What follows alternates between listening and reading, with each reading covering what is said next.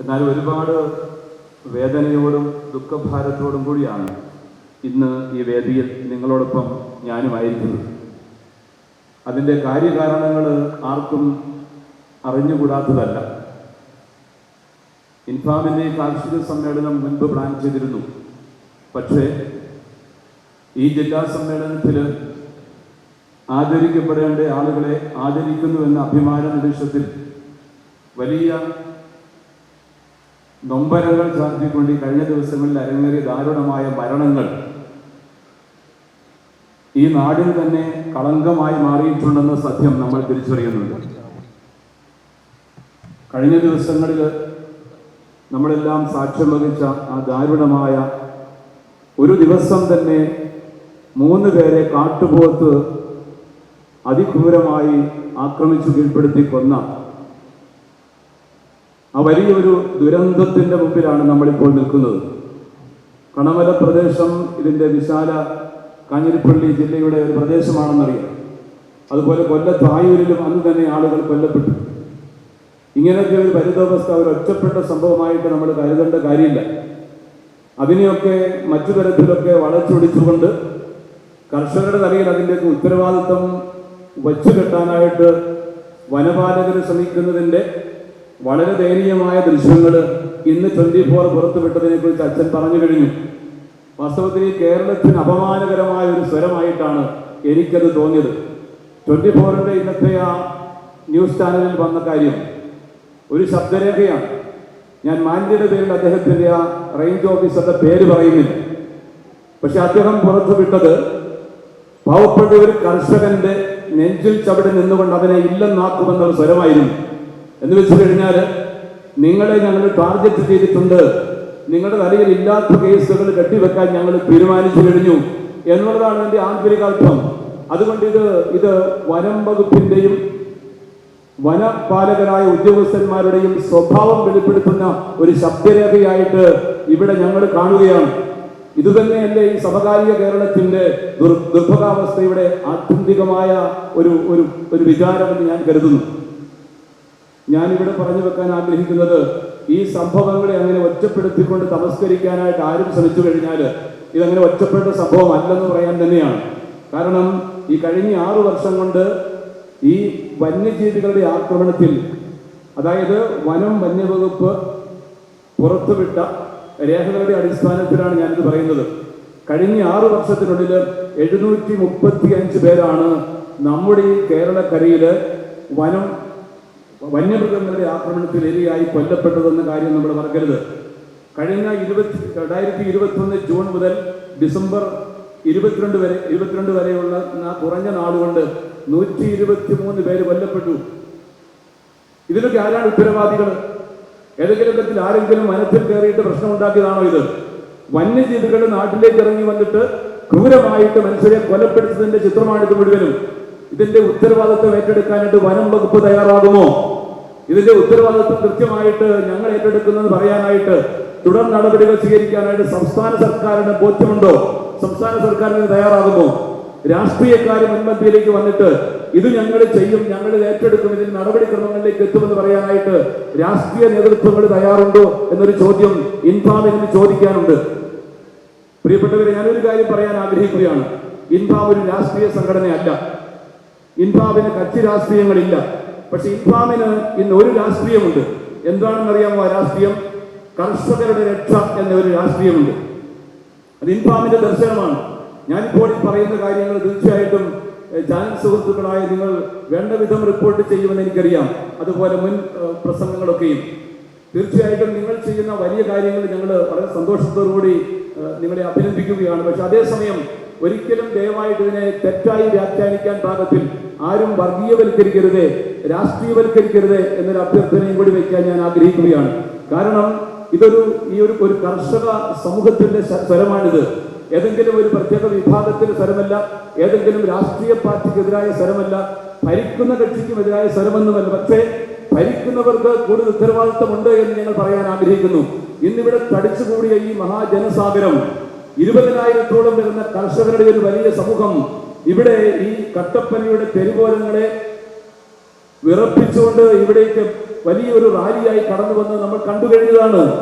ഈ ചുറ്റുപാടുകളിൽ നിന്നും ഇടുക്കി, കോട്ടയം, പത്തനംതിട്ട പ്രദേശങ്ങളിൽ നിന്നും എത്തിയ കർഷകരുടെ ഒരു പരിച്ഛേദം മാത്രമാണിത്. ലക്ഷോപലക്ഷം വരുന്ന കർഷകരുടെ സ്വരമാണിതെന്ന കാര്യം നമ്മൾ മറക്കരുത്. എന്ന് വെച്ചു കഴിഞ്ഞാല് ഇത് വെറുതെ കാട്ടാനകളുടെ സ്വരമല്ല, കാട്ടുപോത്തിന് വോട്ടവകാശമല്ലെന്ന കാര്യവും സർക്കാരും ബന്ധപ്പെട്ടവരും രാഷ്ട്രീയ പാർട്ടികളും മറക്കരുതെന്ന് പറയാൻ ഞങ്ങൾ ആഗ്രഹിക്കുകയാണ്. എന്ന് വെച്ചു കഴിഞ്ഞാൽ ഈ വന്യമൃഗങ്ങളെ സംരക്ഷിക്കാൻ വേണ്ടിയിട്ട് വല്ലാതെ പാടുപെടുന്നുണ്ട് പലരും. രാഷ്ട്രീയ പാർട്ടികള്, ഭരിക്കുന്ന സർക്കാർ, വനപാലകര് ഒരുപാട് കാര്യങ്ങൾ അതിനുവേണ്ടി ചെയ്യുന്നുണ്ട്. പക്ഷെ ഒരു കാര്യം ഞങ്ങൾക്ക് പറയാനുണ്ട്, വന്യമൃഗങ്ങൾ ആരും നിങ്ങളെ വോട്ട് ചെയ്തിട്ട് ഒരിടത്തിന് എത്തിക്കുകയില്ല. മജ്ജയും മാംസമുള്ള മനുഷ്യനാണ് ഇവിടെ ജീവിക്കുന്ന കാര്യം ആരും മറക്കാതിരിക്കുക. ഇത് കർഷകരുടെ ഒരു നെഞ്ചിടിപ്പാണ്, അവരുടെ സ്വരമാണ്. അവരിത്തരത്തിൽ തന്നെ മുൻപോട്ട് നീങ്ങുകയും ചെയ്യും. ഈ സമ്മേളനം ഇവിടെ കൊണ്ട് അവസാനിക്കാനുള്ളതല്ല. ഇത് കുറച്ച് പ്രദേശങ്ങളുടെ മാത്രം ഒരു സമ്മേളനമായിട്ട് കരുതിയാൽ മതി. കാഞ്ഞിരപ്പള്ളി കാർഷിക ജില്ല എന്ന് പറയുന്ന ഇൻഫാം ഓർഗനൈസ് ചെയ്തൊരു സമ്മേളനമായിട്ട് മാത്രം കരുതിയാൽ മതി. പക്ഷേ ദൂരവ്യാപകമായ വലിയ പ്രത്യാഘാതങ്ങൾ പ്രതീക്ഷിക്കാവുന്ന അതിശക്തമായ ഒരു മുന്നേറ്റങ്ങളുടെ വ്യക്തമായ തുടർച്ചയും തുടക്കവുമായിരിക്കുമെന്ന് ഞങ്ങൾ ഔദ്യോഗികമായിട്ട് പ്രഖ്യാപിക്കാനായിട്ട് ആഗ്രഹിക്കുകയാണ്. ഇവിടെ ആദരണീയനായ പ്രസിഡന്റും പിന്നീട് അച്ഛനും ഒക്കെ പറഞ്ഞതുപോലെ തന്നെ തീർച്ചയായിട്ടും അന്യായമായിട്ട് കർഷകരെ കൊന്നൊടുക്കുവാൻ വേണ്ടി കൂട്ടുനിൽക്കുന്ന വനപാലകർക്കും അതിന് കുടപിടിക്കുന്നത് ആരൊക്കെയായിരുന്നാലും അവർക്കെതിരെ ന്യായമായ രീതിയിൽ ഞങ്ങൾ പ്രതികരിക്കും.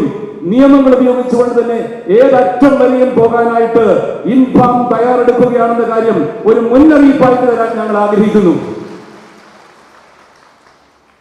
ആനപ്പെരുപ്പം വല്ലാതെ കൂടുന്നുണ്ട്.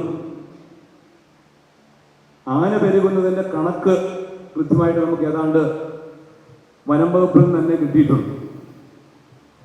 1993 3500 ആനകളാണ് നമ്മുടെ ഈ ഉൾക്കാടുകളിൽ ഉണ്ടായിരുന്നത്. 2017 ആയപ്പോഴേക്കും അത് 5706 ആയിട്ട് പെരുകി. കേരളത്തിന്റെ ആന വർധന ശതമാനക്കണക്കിൽ പറഞ്ഞാൽ 63% ഓർക്കുക. തമിഴ്നാട്ടിൽ അത് 19.7%, കർണാടകത്തിൽ അത് 3.5 മാത്രമാണ്. അപ്പൊ ഇത്രമാത്രം ഈ ആന കേരളത്തിൽ മാത്രം പെരുകാനുണ്ടായ കാരണത്തിന് ആരാണ് ഉത്തരവാദികൾ? എന്തുകൊണ്ട് ഇതുപോലെ ഒരു ആന പെരുപ്പം നമ്മുടെ വനപ്രദേശങ്ങളിൽ മാത്രമായിട്ട് കൂടുന്നു? ഇതിന്റെ പുറകിലുള്ള ഗൂഢ അജണ്ടകളെ കുറിച്ച് അധികമൊന്നും ഇനി മറച്ചു വെക്കാനായിട്ട് ആർക്കും പറ്റുകയില്ല. ഇതിനോട് ചേർന്ന് ചിന്തിക്കേണ്ട വനവൽക്കരണത്തിന്റെ ഗൂഢ അജണ്ടകളും പരസ്യമായി തന്നെ ഞങ്ങൾ പറയാൻ ആഗ്രഹിക്കുന്നുണ്ട്. ബഫർ സോൺ എന്ന വലിയ ഒരു ഇഷ്യൂ നമ്മുടെ മുമ്പിൽ ഇപ്പോഴും ഇങ്ങനെ ഉയർന്നു നിൽക്കുന്നുണ്ട്. അതിന് കോടതി വിധിയിലൂടെ ഒരു പരിഹാരമുണ്ടായി എന്നൊന്നും ചിന്തിക്കാൻ സമയമായിട്ടില്ല. കോടതി വിധിയിലൂടെ പരിഹാരം ഉണ്ടാകേണ്ടിയിരിക്കുന്നു ഇനിയും. അതുകൊണ്ട് നിശ്ചയമായിട്ടും പ്രിയപ്പെട്ട കർഷക സുഹൃത്തുക്കളെ, ഉണർന്ന് പ്രവർത്തിക്കുക തന്നെ വേണം.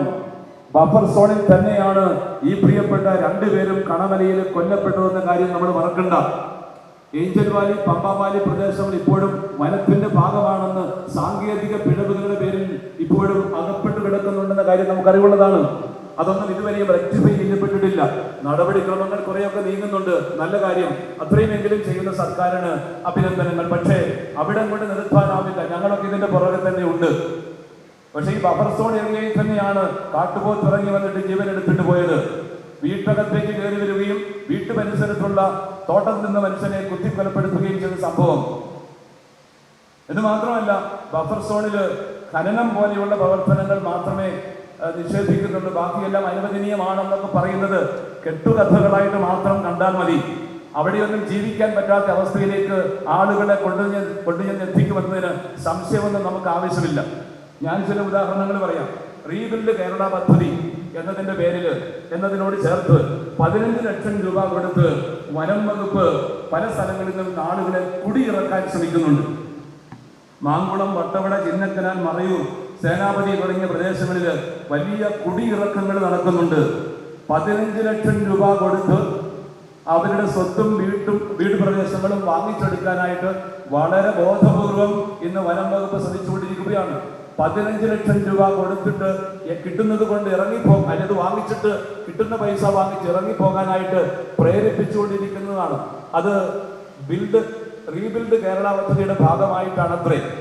അപ്പൊ ഈ 15 ലക്ഷം രൂപ കൊടുത്ത് ഈ പാവപ്പെട്ട കർഷകരെ ഇതുപോലെയുള്ള പ്രദേശങ്ങളിൽ നിന്നും കുടിയിറക്കാൻ ശ്രമിക്കുന്നതാണോ റീബിൽഡിംഗ് കേരള എന്ന് പറയുന്നതിന്റെ അർത്ഥം എന്ന് എനിക്ക് ചോദിക്കാനുണ്ട് സർക്കാരിനോടും വനം വകുപ്പിനോടുമൊക്കെ. കേരളത്തെ ഇങ്ങനെയാണോ പുനർനിർമ്മിച്ചെടുക്കേണ്ടത്? കുടിയേറ്റപ്പെട്ടവരായ കർഷകർ, മിടുക്കരായ ധൈര്യശാലികളായ ആളുകൾ ഈ നാടിന്റെ സുരക്ഷയ്ക്ക് എങ്ങനെ കാരണമായി തീർന്നുവെന്ന് ബഹുമാനപ്പെട്ട അച്ഛൻ സവിസ്തരം ഇവിടെ പറയുകയുണ്ടായി. നാടിന് അനുഗ്രഹമായി മാറിയ, ഭക്ഷ്യസുരക്ഷ യാഥാർത്ഥ്യമാക്കിയ, സമ്പദ് വ്യവസ്ഥയെ പിടിച്ചു നിർത്തിയ ഒരു കർഷക ജനതയെ കണ്ണിൽ ചോരയില്ലാതെ കുടിയിറക്കിയിട്ട് റീബിൽഡ് കേരള എന്ന് പറയുന്ന പൊട്ടത്തരം വിശ്വസിക്കാനായിട്ട് ഇനി ഞങ്ങളെ കിട്ടുകയില്ല. കാരണം ഇങ്ങനെയാണോ കേരളത്തെ പുനർനിർമ്മിക്കേണ്ടത്? പാവപ്പെട്ട കർഷകരെ പതിയെ എച്ചില് കൊടുത്ത് ഇറക്കി വിടുന്ന സ്വഭാവത്തോടു കൂടി പ്രവർത്തിക്കുന്ന വനം വകുപ്പിനെ ചേർത്ത് പിടിച്ചിട്ട് അതിന് കുടചൂടാനായിട്ട് ആര് ശ്രമിച്ചു കഴിഞ്ഞാലും അതിനെതിരെ ശക്തമായ പ്രതിഷേധങ്ങൾ ഈ കേരളക്കരയിലെ കർഷകരുടെ സംഘടനകൾ ഒരുമിച്ച് ഇൻഫാമിന്റെ നേതൃത്വത്തിൽ മുൻപോട്ട് വരുമെന്ന് സംശയമൊന്നുമില്ല. ഏതായിരുന്നാലും ഇത്തരത്തിലുള്ള ഒരു ഗൂഢ അജണ്ട പരക്കെ ദേശീയ തലത്തിൽ കേരളത്തിൽ 30% വനമുണ്ടെന്ന കാര്യം നമുക്കറിയാം. ഇപ്പോൾ കേരളത്തെ തന്നെ ലക്ഷ്യമാക്കിക്കൊണ്ട് തന്നെ ഒരു ഗൂഢ അജണ്ട നടപ്പിലാക്കിക്കൊണ്ടിരിക്കുകയാണെന്ന കാര്യം നിങ്ങൾ ആരും മറക്കരുത്. ഇപ്പൊ വനവൽക്കരണത്തിന്റെ പേരിൽ ജനങ്ങളെ വളരെ ആസൂത്രിതമായിട്ട് വന്യമൃഗങ്ങളാൽ ആക്രമിക്കപ്പെട്ട് കുടിയിറങ്ങി പോകേണ്ട ഒരു നിർഭാഗ്യാവസ്ഥയിലേക്ക് എത്തിക്കുവാനുള്ള കുതന്ത്രങ്ങളാണ് ഇന്ന് വനം വകുപ്പിന്റെയോ അല്ലെങ്കിൽ വനപാലകരുടെയോ ഒക്കെ നേതൃത്വത്തിൽ നടക്കുന്നത് എന്ന് പറഞ്ഞാൽ തെറ്റുണ്ടെന്ന് ഞാൻ കരുതുന്നില്ല. കാരണം അത് തന്നെയാണ് ഇന്നത്തെ ഒരു സ്ഥിതിവിശേഷം ഇവിടെ ഉണ്ടാക്കിയിരിക്കുന്നത്. അതുകൊണ്ട് അധികം ദീർഘിപ്പിക്കാതെ ഞാൻ പറഞ്ഞ് അവസാനിപ്പിക്കാം. ഇവിടെ വാസ്തവത്തിൽ മാറ്റേണ്ട പല കാര്യങ്ങളുമുണ്ട്, എടുക്കേണ്ട പല തീരുമാനങ്ങളുണ്ട്. ഇനിയും തീർച്ചയായിട്ടും സർക്കാർ മുൻകൈയെടുത്തുകൊണ്ട് നടപ്പിലാക്കേണ്ട പല കാര്യങ്ങളുമുണ്ട്. ബഹുമാനപ്പെട്ട തോമസ് ഐസക് ഒരു 12 കാര്യങ്ങൾ സർക്കാരിന്റെ മുമ്പിൽ വെച്ചിട്ടുണ്ടെന്നുള്ളത് ഞാൻ അടിവരയിടുകയാണ്. അതിനോട് ചേർത്തും അതിന്റെ ഭാഗമായിട്ടും അത് ഹൈലൈറ്റ് ചെയ്തുകൊണ്ടും ഞാൻ പറയുന്ന ചില കാര്യങ്ങൾ കൂടി പറഞ്ഞ് അവസാനിപ്പിച്ചുകൊള്ളാം. ഒന്ന്, ഈ വൈൽഡ് ലൈഫ് പ്രൊട്ടക്ഷൻ ആക്ട്, അതിൽ തീർച്ചയായിട്ടും നിയമ ഭേദഗതി ആവശ്യമുണ്ട് എന്ന കാര്യം ഇന്ന് പരക്കെ സംസാരിക്കപ്പെടുന്നുണ്ട്. കാരണം അവിടെ പ്രൊട്ടക്ട് ചെയ്യാനായിട്ട് മൃഗങ്ങൾക്ക് മാത്രമേ അവകാശമുള്ളൂ, അല്ലെ പ്രൊട്ടക്റ്റഡ് ആകാനുള്ള അവകാശം മൃഗങ്ങൾക്ക് മാത്രമേ ഉള്ളൂ എന്നൊരു അവസ്ഥയിലേക്ക് എത്തിച്ചിട്ടുണ്ടത്. ഈ ആവാസ വ്യവസ്ഥയെ സംരക്ഷിക്കേണ്ടത് നമ്മുടെ എല്ലാം കടമയാണ്. നമ്മളാരും ഒരിക്കലും ഒരു പരിസ്ഥിതിക്കും എതിരല്ല. തീർച്ചയായിട്ടും കർഷകരാണ് ഏറ്റവും കൂടുതൽ പരിസ്ഥിതിയെ സംരക്ഷിച്ചിട്ടുള്ളവർ. ഈ പ്രദേശങ്ങളെയും വനവളക്കുകളെയൊക്കെ ഹരിതാഭമാക്കി മാറ്റിയതും ഇവിടെയെല്ലാം സമൃദ്ധി ഉണ്ടാക്കിയതും കേരളത്തിലെ കർഷക ജനതയാണെന്നതിന് ആർക്കും സംശയമൊന്നുമില്ല. അപ്പോൾ തീർച്ചയായിട്ടും കർഷകർ ഒരിക്കലും പരിസ്ഥിതിക്കെതിരായി നിൽക്കുന്നവരല്ല, പരിസ്ഥിതി സംരക്ഷിക്കുന്നവരാണ്. കർഷകര് തീർച്ചയായിട്ടും പരിസ്ഥിതിയുടെ ശത്രുക്കളാണെന്ന് വരുത്തി തീർക്കാൻ വേണ്ടിയിട്ട് ബോധപൂർവം ശ്രമിക്കുന്ന കപട പരിസ്ഥിതിവാദികളെ ഞങ്ങൾക്ക് വ്യക്തമായിട്ട് തിരിച്ചറിയാനായിട്ട് പറ്റും. ഞങ്ങളെന്ന് വെച്ചു കഴിഞ്ഞാൽ സമകാലിക കേരളം നിങ്ങളുടെ കാപട്യങ്ങൾ തിരിച്ചറിഞ്ഞു കഴിഞ്ഞു. നിങ്ങൾക്ക് ലഭിക്കുന്ന കാർബൺ ഫണ്ടിന്റെ അംശവും നിങ്ങൾക്ക് ലഭിക്കുന്ന മറ്റു തരത്തിലുള്ള സാമ്പത്തിക വരുമാന സ്രോതസ്സുകളും ഞങ്ങൾക്കിന്ന് വളരെ വ്യക്തമാണ്. അങ്ങനെ എവിടെയെങ്കിലും ഒക്കെ ശീതീകരണ മുറികളിൽ ഇരുന്നുകൊണ്ട് വീരവാദങ്ങൾ മുഴക്കിക്കൊണ്ട് കർഷകരുടെ തലയിൽ എല്ലാവിധ പാപഭാരങ്ങളും കുടിയിരുത്താമെന്ന് ഇനി ആരും വ്യാമോഹിക്കണ്ട. കാരണം ഞങ്ങൾക്കത് ബോധ്യമായി. അതുകൊണ്ട് മാറ്റിയെടുക്കേണ്ട ചില കാര്യങ്ങളിൽ തീർച്ചയായിട്ടും മാറ്റം വരണം. ഈ വന്യമൃഗ സംരക്ഷണ നിയമങ്ങളിൽ അടിസ്ഥാനപരമായ ചില മാറ്റങ്ങൾ വരുത്താനായിട്ട് സംസ്ഥാന സർക്കാർ നിശ്ചയമായിട്ടും മുൻകൈ എടുക്കേണ്ടതുണ്ട്. അത് തീർച്ചയായിട്ടും ഒരു നിയമസഭയുടെ ഒരു തീരുമാനമായിട്ട് വരികയും തീർച്ചയായിട്ടും പാർലമെന്റ് വഴിയായിട്ട് നടപ്പിലാക്കാനുള്ള സത്വരമായ നടപടികൾ സ്വീകരിക്കാൻ വേണമെന്ന് ഞാൻ ആത്മാർത്ഥമായിട്ട് ഈ സമ്മേളനത്തിന്റെ ഭാഗമായിട്ട് ആവശ്യപ്പെടുകയാണ്. എനിക്കൊരു കാര്യം എന്നോട് ചേർത്ത് ചോദിക്കാനുണ്ട്. ഒരു ഹിംസ്രജീവി കയറി വന്നിട്ട് 2 മനുഷ്യരെ ഒരു ദിവസം തന്നെ ദാരുണമായി കൊലപ്പെടുത്തിയപ്പോൾ കാട്ടുപോത്തിനെ സംരക്ഷിക്കാൻ എത്തിയ ആളുകളൊക്കെ ധാരാളം പേരുണ്ടായിരുന്നു. അധികാര ഭാഗത്തു നിന്നും അധികാരം വിനിയോഗിക്കാൻ കഴിവുള്ള ആളുകൾ, വനപാലകർ തുടങ്ങിയവരൊക്കെ കാട്ടുപോത്തിന്റെ സംരക്ഷകരായി വന്നു. എനിക്കൊന്ന് ചോദിക്കാനുള്ളത്, ഈ കാട്ടുപോത്ത് കയറി വന്നത് നിയമസഭയിലേക്കോ പാർട്ടി ഓഫീസുകളിലേക്കോ ആയിരുന്നെങ്കിൽ അവിടെ തീരുമാനം ഉണ്ടാകുമായിരുന്നല്ലോ പെട്ടെന്ന്. അവിടെ അതിന്റെ നിയമത്തിന്റെ കുരുക്കുകൾ അഴിക്കാൻ വേണ്ടി ആരും മെനക്കെടുകയില്ലായിരുന്നു. വെടിവെച്ച് കൊല്ലാനായിട്ട് ഒരു താമസം വരില്ലായിരുന്നു. പാവപ്പെട്ട കർഷകന്റെ നെഞ്ചകത്തേക്ക് കാട്ടുപോത്ത് ചവിട്ടി കയറിയപ്പോൾ ആയിരക്കണക്കിന് നിയമങ്ങളാണ് കുരുക്കഴിക്കാനുള്ളത്. ഒരുപാട് നിബന്ധനകളാണ് അവിടെ കൊണ്ടുവരാനുള്ളത്. അതുകൊണ്ട് ഈ ഇരട്ടത്താപ്പ് നയങ്ങൾ ഇനി വിലപ്പോകില്ല എന്ന് പറയാൻ ഞങ്ങൾ ആഗ്രഹിക്കുകയാണ്. ആവശ്യമായ നിയമ ഭേദഗതികൾ വരുത്തേണ്ട ഇടങ്ങളിൽ വരുത്തിയിട്ട് നിലവിലുള്ള നിയമങ്ങളെ നടപ്പിലാക്കാനുള്ള ആർജവത്വം വനം വകുപ്പും ഭരിക്കുന്ന സർക്കാരും ബന്ധപ്പെട്ട രാഷ്ട്രീയക്കാരും സ്വീകരിക്കണമെന്നാണ് ഇൻഫാമിന് നിങ്ങളോട് ആവശ്യപ്പെടാനായിട്ടുള്ളത്. രണ്ട്, ഇവിടെ സൂചിപ്പിക്കപ്പെട്ട മറ്റൊരു കാര്യം തന്നെയാണ്, വന്യമൃഗങ്ങൾ ഇതുപോലെ ജനവാസ മേഖലകളിലേക്ക് കടന്നു വരുമ്പോൾ നിയമാനുസൃതമായിട്ട് അവയെ വെടിവെക്കുവാനുള്ള ഉത്തരവ്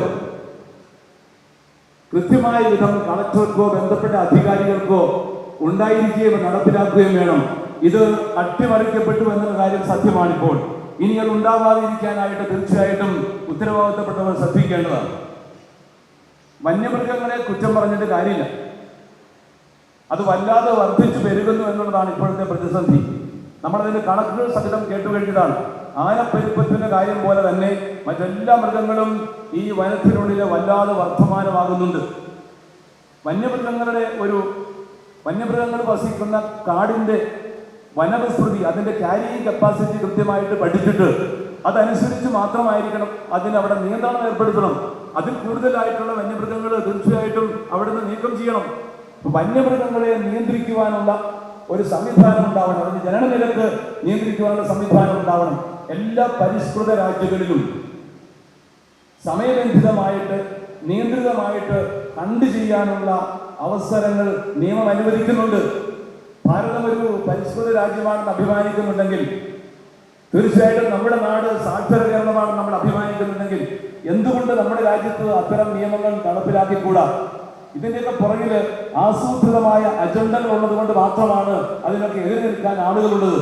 അതുകൊണ്ട് തീർച്ചയായിട്ടും ഈ കർഷക സമിതിയുടെ ശക്തമായ ഒരു അഭിപ്രായം സംസ്ഥാന സർക്കാരിനോടും അതുപോലെ ബന്ധപ്പെട്ട അധികാരികളോടും ഞങ്ങൾ അറിയിക്കുന്നത്, ഇത്തരത്തിലുള്ള നിയമനിർമ്മാണങ്ങൾ നടത്തുവാനുള്ള ഒരു ആർജവത്വം ഉണ്ടാവുകയും അതിനുള്ള നടപടികൾ സ്വീകരിക്കാൻ നിങ്ങൾ തയ്യാറാവുകയും വേണം എന്നുള്ളതാണ്.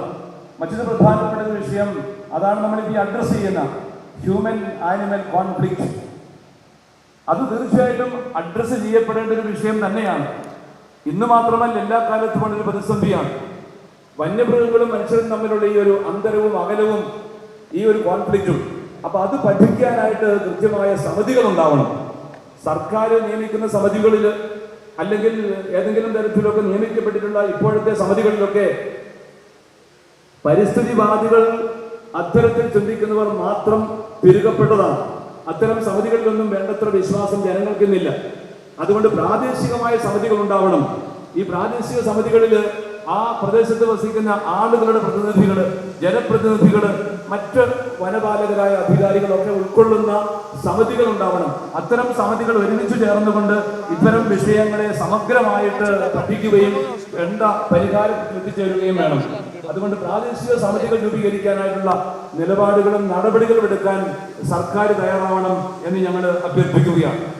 ഇതുകൂടാതെ ആധുനിക സാങ്കേതിക ശാസ്ത്രീയ സംവിധാനങ്ങൾ ഉപയോഗിച്ചുകൊണ്ട് ഇന്ന് നിർമ്മിക്കാവുന്ന തരത്തിലുള്ള ഇന്റഗ്രേറ്റഡ് റെയിൽ ഫെൻസിംഗ് പോലെയുള്ള വനാതിർത്തിയിൽ നിർമ്മിക്കാവുന്ന ഫെൻസിങ്ങുകൾ നിർമ്മിക്കാനും തീർച്ചയായിട്ടും എന്തെല്ലാം തരത്തിൽ എവിടെല്ലാം അത് ഏറ്റവും അടിയന്തരമായിട്ട് വേണോ ആ പ്രദേശങ്ങളിൽ അത്തരത്തിലുള്ള പ്രൊട്ടക്ഷനുകൾ കൊടുക്കാനും സർക്കാരിന്റെ വനം വകുപ്പിന് പാലിച്ച ഉത്തരവാദിത്തമുണ്ടെന്ന് കൂടി ഞങ്ങൾ പറയാൻ ആഗ്രഹിക്കുന്നു.